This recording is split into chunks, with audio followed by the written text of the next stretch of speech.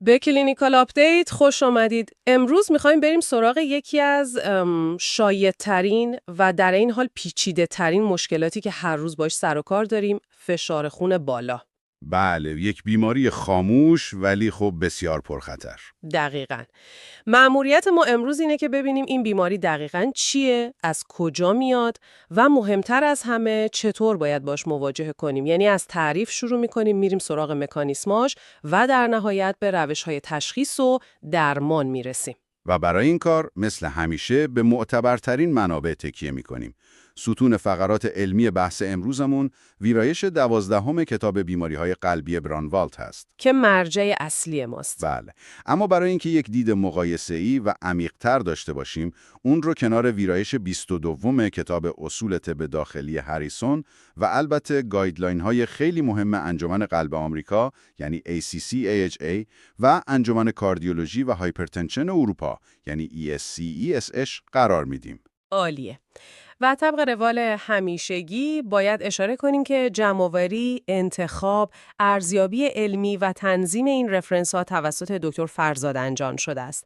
هدف ما اینه که ببینیم این غول‌های علمی کجا با هم موافقن، کجا اختلاف نظر دارن و مهمتر از همه این اختلاف‌ها برای شما و بیمارانتون در عمل چه معنایی داره.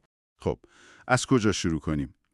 بیایید از اولین و شاید مهمترین سوال شروع کنیم. اصلا به چه فشاری میگیم بالا؟ این سوال به نظر خیلی ساده میاد، اما جوابش اصلا ساده نیست. برانوال به یه نکته جالبی اشاره میکنه که تعریف هایپرتنشن توی 40 سال گذشته مدام در حال تغییر بوده. یعنی ثابت نبوده. اصلاً. و نکته اصلی اینجاست که همین الان دو تا از اصلی ترین مراجع دنیا یعنی آمریکا و اروپا سر تعریف فشار خون بالا اختلاف نظر جدی دارن. این اختلاف دقیقاً چیه؟ یعنی سر چند میلیمتر جیوه است؟ خب در ظاهر سر چند میلیمتر جیوه است، اما پیامداش خیلی بزرگه. ببینید گایدلاین ACC/AHA آمریکا میگه فشار خون 130 روی 80 و بالاتر هایپرتنشن مرحله 1 است. 130 روی 80؟ بله، اما گایدلاین ESCH اروپایی همچنان روی تعریف سنتی تر یعنی 140 روی 90 ایستاده. آها، پس یعنی یه بیمار با فشار مثلا 135 روی 85؟ دقیقاً همین بیمار در آمریکا یک بیمار مبتلا به هایپرتنشن محسوب میشه و کاندید درمانه. اما در اروپا فشارش فقط بالای نرمال تلقی میشه و شاید فقط بهش توصیه‌ای به تغییر سبک زندگی بشه. پس این اختلاف نظر در عمل یعنی میلیون‌ها نفر در دنیا یا بیمار تلقی میشن یا نه؟ دقیقاً. رویکرد آمریکایی با هدف مداخله زودتر و کنترل ریسک قلبی عروقی در مراحل اولیه جمعیت خیلی بزرگتری رو تحت پوشش قرار میده. انگار یه تور بزرگتر پهن میکنه. بله، در مقابل اروپایی‌ها محافظه‌کارانه تر عمل می‌کنن و بیشتر روی بیمارانی با فشار خون بالاتر تمرکز دارن. و جالبه که این اختلاف طبق جدول 26/1 کتاب برانوالد در مورد فشار خون خارج از مطب هم وجود داره. از نظر بار بیماری هم که هر دو منبع یعنی هم برانوالد و هم هریسون کاملا متفق القول هستن. فشار خون یکی از مهمترین عوامل خطر قابل اصلاحه. برانوالد یا آمار تکان دهنده میده حدود 1.4 میلیارد نفر در دنیا، بله، و پیش بینی میشه این عدد تا سال 2025 به 1.6 میلیارد نفر هم برسه. خب با این حجم از بیمار بیایید ببینیم مثلا چه اتفاقی در بدن میفته که این مشکل ایجاد میشه. پاتوفیزیولوژیش چیه؟ اینجاست که داستان واقعا جذاب میشه. هریسون توی شکل 288-1 یه معادله ساده و کلیدی رو مطرح میکنه. فشار خون مساویس با حاصل ضرب برونده قلبی در مقاومت عروق محیطی. خب این اساس فیزیکی ماجراست. اما این معادله به ما نمیگه چرا مقاومت عروق بالا میره. دقیقاً. یا چرا برونده قلبی تغییر میکنه؟ اینجاست که برانوالد خیلی عمیق به این مکانیزم ها میپردازه. یکی از مفاهیمی که به عنوان حسه اصلی مشکل مطرح میکنه ناتریورز فشاری هست. که این یعنی چی دقیقاً؟ بذارید با یه مثال توضیح بدم. کلیه یه فرد سالم رو مثل سرریز یه سد در نظر بگیرید. به محض اینکه سطح آب یعنی فشار خون یک کم بالا میاد، این سرریز خودکار باز میشه و نمک و آب اضافی رو دفع میکنه تا سطح آب برگرده به حالت نرمال. آها. اما در بیمار مبتلا به هایپرتنشن این سرریز انگار زنگ زده و گیر کرده. سطح آب باید خیلی خیلی بالاتر بیاد، به یه سطح خطرناک برسه تا بالاخره با فشار زیاد این سرریز رو باز کنه. یعنی نقطه تنظیم کلیه شیفت پیدا کرده به یه فشار بالاتر. دقیقاً. کلیه حالا از یک فشار خون بالاتر به عنوان فشار نرمال جدیدش دفاع میکنه. این همون اختلال در ناتریورز فشاری هست. چه تشبیه فوق‌العاده‌ای. پس سوال اینه که چی باعث میشه این سرریز سد زنگ بزنه؟ اینجا پای سیستم معروف رنین، آنژیوتانسین، آلدوسترون یا RAA به میون میاد. درسته؟ دقیقاً. سیستم RAA یکی از اصلی ترین مقصر هاست. آنژیوتانسین 2 بازیگر اصلی این سیستم یه شمشیر دو لب است. یه لبش اثر فوری داره. رگ‌های خونی رو منقبض میکنه و فشار رو بالا میبره. و لبه دیگه‌اش؟ لبه دیگه‌اش یه اثر آهسته و خورنده است. در طول سالها مثل یه سم عمل میکنه و باعث ایجاد بافت اسکار و سفتی یا همون فیبروز توی قلب، کلیه‌ها و شریان‌ها میشه. برای همین وقتی ما با دارویی مثل لوزارتان این سیستم رو مهار میکنیم، فقط رگ‌ها رو شل نمی‌کنیم، داریم از این آسیب بلند مدت هم جلوگیری میکنیم. یعنی هم اثر همودینامیک داره و هم اثر مخرب ساختاری. بله، و برانوالد به یه مطالعه خیلی جذاب در موش‌ها اشاره میکنه. توی این مطالعه کلیه یه موش مبتلا به هایپرتنشن رو به یه موش سالم پیوند زدن و برعکس. نتیجه چی بود؟ نتیجه شگفت‌انگیز بود. موش سالمی که کلیه‌های هایپرتنسیو رو دریافت کرده بود، خودش دچار فشار خون بالا شد. این نشون میده که اثرات زیانبار آنژیوتانسین 2 عمدتاً از طریق گیرنده‌های اون در کلیه اعمال میشه. کلیه واقعاً پادشاه این ماجراست. در کنار RAS ما یه سیستم بیش‌فعال دیگه هم داریم. سیستم عصبی سمپاتیک. بله، هر دو منبع تأکید میکنن که فعالیت بیش از حد سمپاتیک به خصوص در افراد چاق خیلی شایعه. اما اینجا یه نکته بالینی بسیار مهم و متناقض وجود داره که برانوالد از یه متاآنالیز بزرگ نقل میکنه. که اون چیه؟ در بیماران هایپرتنسیو کاهش صرف ضربان قلب با بتا بلاکرها به طور عجیبی با افزایش ریسک مرگ و حوادث قلبی عروقی همراه بوده. این خیلی عجیبه. همیشه فکر میکنیم ضربان قلب پایین‌تر یعنی بهتر. دقیقاً. ولی این یافته نشون میده که صرفاً کاهش ضربان قلب کافی نیست. مشکل اصلی فعالیت بیش از حد مرکزی سیستم سمپاتیکه و شاید بتا بلاکرها به تنهایی نتونن این مشکل ریشه‌ای رو حل کنن. این دید ما رو نسبت به استفاده روتین از بتا بلاکرها به عنوان خط اول درمان به چالش میکشه. پس ما یک کلیه مشکل دار داریم، 2 سیستم بیش فعال و در نهایت خود رگ‌ها هم دچار مشکل میشن. بله، به خصوص در سالمندان. عامل اصلی معمولاً سفتی شریان‌ها یا arterial stiffness هست. شریان‌های بزرگ که در جوانی الاستیک هستند با افزایش سن مثل یه لوله سربی سفت میشن. این سفتی باعث میشه موج نبض سریعتر برگرده و فشار سیستولیک رو به شدت بالا ببره. خب، با این همه پیچیدگی درونی، این سوال پیش میاد که آیا ما اصلاً داریم عدد نهایی یعنی فشار خون رو درست اندازه میگیریم؟ سوال فوق‌العاده مهمیه. هر دو منبع یعنی برانوالد و هریسون چندین سفر رو فقط به تکنیک صحیح اندازه‌گیری فشار خون اختصاص دادن. هریسون میگه بیمار باید 5 دقیقه استراحت کنه، پشتش تکیهگاه داشته باشه، پاهاش روی زمین باشه، حرف نزنه. نکاتی که شاید توی شلوغی مطب گاهی نادیده گرفته بشه. و این نادیده گرفتن هزینه سنگینی داره. هریسون یه آمار تکان دهنده میده. عدم رعایت همین اصول ساده به طور متوسط باعث میشه فشار سیستولیک 7 میلیمتر جیوه بیشتر از مقدار واقعی تخمین زده بشه.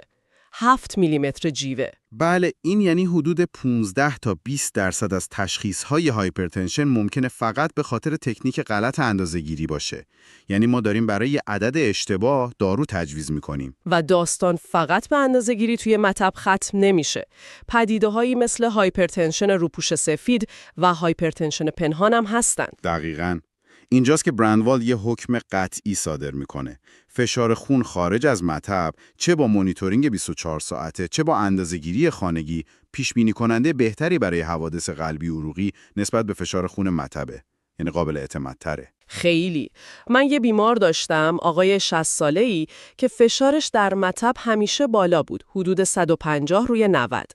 داشتیم براش تشخیص هایپرتنشن مقاوم میذاشتیم، اما وقتی براش هولتر 24 ساعته گذاشتیم، دیدیم میانگین فشارش در طول روز کاملا نرماله. پس فقط هایپرتنشن روپوش سفید شدید داشت. دقیقاً. اون هولتر تشخیص ما رو کاملا عوض کرد و بیمار رو از مصرف یک عمر داروی غیر ضروری نجات داد.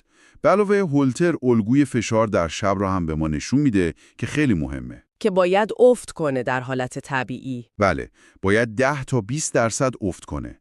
عدم افت فشار در شب یا ناندیپینگ پترن یه عامل پیشاگاهی دهنده خیلی قوی برای ریسک بالاتر سکته است. بسیار خوب. پس تشخیص رو با تکنیک صحیح گذاشتیم. حالا میرسیم به بخش مهم درمان. همه منابع روی اصلاح سبک زندگی به عنوان سنگبنای درمان تاکید دارن. و این توصیه ها اثرشون فوق‌العاده است. برندوال در جدول 26.6 این اثرات رو برای ما کم می‌کرده. مثلا پیروی از رژیم دش به تنهایی فشار سیستولیک رو تا 11 میلیمتر جیوه پایین میاره. این معادل مصرف یه قرص تقریبا. دقیقاً. شما میتونید به بیمارتون بگید اگر فقط 5 کیلوگرم وزن کم کنید، انگار نصف یک دارو رو از رژیم درمانیتون حذف کردید. این اعداد نشون میدن که تغییر سبک زندگی یه درمان واقعیه، نه فقط یه توصیه کلی. و وقتی به درمان دارویی میرسیم، اینجا هم دوباره شاهد اختلاف نظر در استراتژی‌ها هستیم. با یه دارو شروع کنیم یا از همون اول با قدرت بیشتری وارد عمل بشیم. این یه نقطه افتراق کلیدی دیگه است. 4 دسته دارویی اصلی وجود داره که همه روش توافق دارن. اما استراتژی شروع متفاوته. گایدلاین‌های اروپایی به شدت تاکید می‌کنن که برای اکثر بیمارانی که فشارشون بالای 140-90 هست، درمان رو با ترکیب داروی تک قرص شروع کنید. یعنی از همون اول 2 دارو در قالب یک قرص. بله. در حالی که رویکرد سنتی این بود که با یه دارو شروع کنیم و اگه جواب نداد داروی دوم رو اضافه کنیم. بله. منطق پشت این استراتژی تهاجمی‌تر اروپایی‌ها 2 تا مزیت بزرگه. اولاً فشار خون رو سریعتر به هدف میرسونه. دوماً پایبندی بیمار به درمان رو خیلی افزایش میده، چون به جای چند تا قرص فقط یکی میخوره. دقیقاً. این یه تغییر پارادایم مهمه. و هدف درمانی ما چیه؟ باید فشار رو تا کجا پایین بیاریم؟ هدف عمومی طبق گایدلاین ACC/AHA رسوندن فشار خون به کمتر از 130 روی 80 هست. اما مطالعه خیلی مهم اسپرینت که برانوال بهش اشاره میکنه نشون داد در بیماران پرخطر یه هدف تهاجمی تر، یعنی رسوندن فشار سیستولیک به کمتر از 120 تونست نارسایی قلبی رو 38% و مرگ قلبی عروقی رو 43% کاهش بده. این نتایج فوق‌العاده است. پس شاید برای بیماران منتخب و پرخطر باید اهداف سختگیرانه‌تری رو در نظر بگیریم. خب و در نهایت برای بیمارانی که به 3 یا 4 دارو هم جواب نمیدن، یعنی فشار خون مقاوم دارن، چه راهکاری وجود داره؟ بعد از اینکه مطمئن شدیم بیمار داروهاش رو مصرف میکنه و علل ثانویه رو رد کردیم، خط 4 درمان که هر دو منبع توصیه میکنن اضافه کردن اسپیرونولاکتونه. اما نکته بسیار هیجان انگیز و آینده نگارانه‌ای که برانوال بهش اشاره میکنه، درمانهای مبتنی بر دستگاه هست. به طور مشخص دنرویشن شریان کلیوی RDN. این تقریباً شبیه داستان‌های علمی تخیلی به نظر میاد. یعنی با یه روش مداخله‌ای اعصاب کلیه رو تخریب می‌کنیم تا فشار خون کنترل بشه. دقیقاً. مطالعات اولیه ناامید کننده بود چون تکنیک ناقص بود. اما در مطالعات جدیدتر مثل اسپایرال HTN of Med با استفاده از تکنیک‌های جدیدتر که اعصاب رو به شکل 360 درجه تخریب می‌کنن، نتایج خیلی امیدوار کننده بوده. یعنی کاهش معنادار فشار خون دیده شده؟ بله، حتی در غیاب دارو. این تکنولوژی پتانسیل این رو داره که آینده درمان فشار خون مقاوم رو کاملا متحول کنه. بسیار عالی. پس اگر بخوایم یه جمع‌بندی از این بحث عمیق داشته باشیم، چه نکات کلیدی رو باید با خودمون ببریم؟ اول اینکه خود تعریف هایپرتنشن محل اختلافه. بله. و اینکه از گایدلاین آمریکایی 130/80 رو پیروی کنیم یا اروپایی 140/90 روی سرنوشت میلیون‌ها بیمار تأثیر میذاره. دوم اینکه پاتوفیزیولوژی خیلی پیچیده‌تر از یه معادله ساده است و مشکل اصلی در کلیه و سیستم‌های عصبی هورمونیه. سوم هم این که تشخیص دقیق نیازمند تکنیک صحیح و مهمتر از اون استفاده از اندازه‌گیری‌های خارج از مطبه، چون پیش‌بینی کننده‌های بهتری برای آینده بیمار هستن. و در نهایت، در درمان، استراتژی‌ها به سمت شروع سریع و قدرتمند با داروهای ترکیبی تک قرص در حرکته. و هدف درمانی کمتر از 130/80 برای اکثر بیماران منطقیه، اما در بیماران پرخطر شاید لازم باشه مثل مطالعه اسپرینت تهاجمی تر عمل کنیم و فراموش نکنیم که افقهای جدیدی مثل دنرویشن کلیوی در حال باز شدنه. عالی بود. و به عنوان یک سوال نهایی برای اینکه شما بهش فکر کنید، با توجه به این پیشرفت‌های هیجان انگیز، به نظر شما در دهه آینده جایگاه این روش‌ها در کنار درمان‌های دارویی کلاسیک چه تغییری خواهد کرد؟ آیا ما شاهد یک تغییر پارادایم خواهیم بود که در اون برای درمان فشار خون علاوه بر قرص به پروسیجر هم فکر می‌کنیم؟ این اپیزود بر اساس رفرنس هایی تهیه شده که جمع‌آوری و گزایش علمی آنها توسط دکتر فرزاق انجام شده است. از همراهی صمیمانه شما در این برنامه از کلینیکال آپدیت سپاسگزاریم. از شما دعوت می‌کنیم نظرات، نقدها و پیشنهادات خودتون رو در بخش کامنت ها با ما به اشتراک بگذارید. سابسکرایب، لایک و به اشتراک گذاری این برنامه به ما در ادامه این مسیر کمک بزرگی میکنه.